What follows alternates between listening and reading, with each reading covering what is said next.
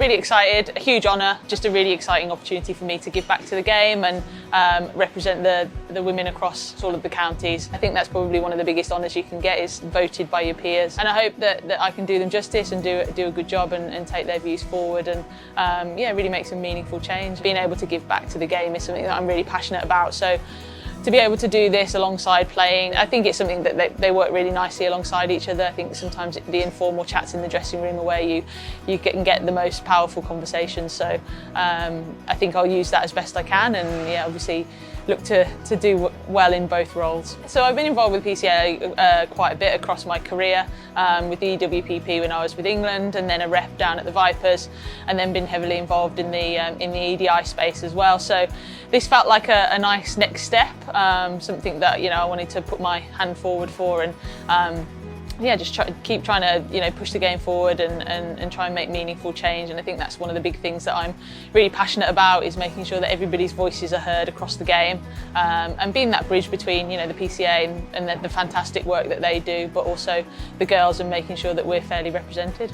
From my own experience, I see it through one certain lens, but there's youngsters coming into the game now who've got a completely different pathway and have had into the game that I had. So trying to understand that as best I can and the challenges that come with that, completely different to what I've faced. So making sure that everybody has a say, has a voice, and everybody's ideas are heard, because I think we're such a diverse group across the women's game, and I think it's really important that we put those voices forward and people feel like they're having a say.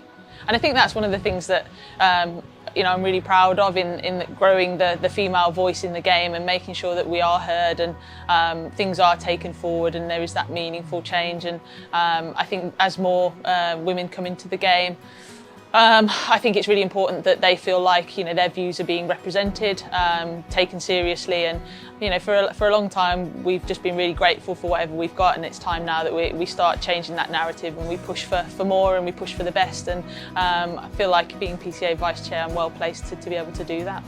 I think for the women's game, it's making sure that we're protected with the 100. I think that's a massive competition for us in this country.